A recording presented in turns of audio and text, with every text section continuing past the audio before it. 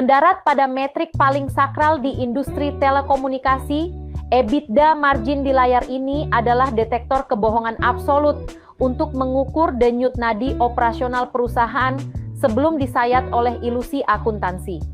Mengapa entitas raksasa seperti Telkom memuja angka ini? Karena industri infrastruktur digital dikutuk dengan siklus belanja modal, CAPEX, yang brutal. Mereka menanam puluhan ribu kilometer serat optik dan mendirikan ribuan menara yang otomatis memicu beban depresiasi raksasa setiap tahunnya. Jika kita hanya mengevaluasi laba bersih atau laba operasi, EBIT, kinerja murni manajemen akan selalu terlihat hancur lebur, tertimpa beban penyusutan historis tersebut.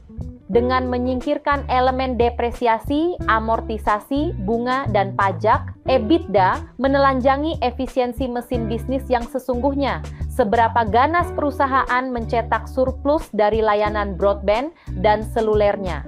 Namun, merayakan EBITDA margin yang melangit sebagai jaminan operasi kuat adalah sebuah kenaifan fatal. Margin operasi yang gagah perkasa di atas kertas ini bisa seketika tidak bernilai bagi pemegang saham jika pada akhirnya seluruh surplus tersebut habis dirampas oleh beban bunga dari tumpukan utang atau tersedot habis untuk membiayai peremajaan aset teknologi yang tiada henti.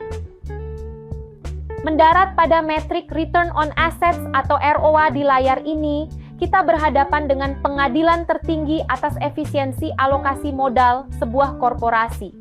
Bagi raksasa infrastruktur seperti Telkom, memamerkan total aset bernilai ratusan triliun di neraca bukanlah sebuah kebanggaan, melainkan sebuah beban ekspektasi yang brutal. ROA secara kejam menginterogasi manajemen.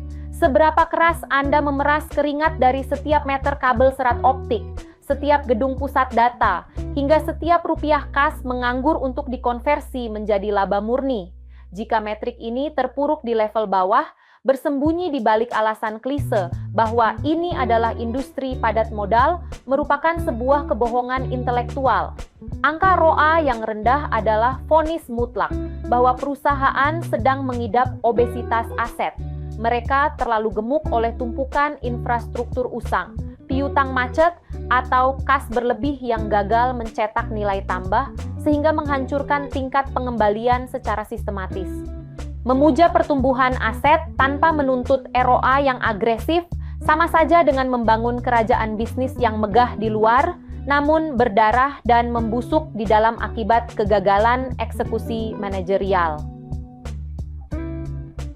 Mencapai puncak hierarki dari seluruh rasio keuangan di layar ini, return on equity atau ROE adalah metrik final yang paling dipuja sekaligus paling manipulatif di pasar modal. Angka ini mendeklarasikan secara absolut berapa tingkat pengembalian yang berhasil dicetak manajemen dari setiap keping rupiah modal yang dipertaruhkan oleh pemegang saham. Bagi seorang investor, efisiensi aset mungkin penting, tetapi ROE adalah besaran real dari potensi pertumbuhan kekayaan mereka. Namun, menelan mentah-mentah ROE yang meroket tinggi adalah sebuah kenaifan amatir yang sering berujung pada kehancuran portofolio. Peringatan di bagian bawah layar ini adalah realitas paling berdarah dalam valuasi korporasi. Lonjakan ROE tidak selalu berasal dari kejeniusan operasional atau ledakan laba bersih. Seringkali, angka memukau itu hanyalah ilusi matematis yang diciptakan saat manajemen secara sembrono menumpuk utang berbunga demi menyusutkan basis ekuitas. Merayakan ROE tinggi tanpa membedah struktur permodalannya sama saja dengan memuja kecepatan mobil balap yang melaju kencang, tanpa menyadari bahwa remnya telah blong dan sedang menyeret seluruh modal pemegang saham ke jurang kebangkrutan sistemik.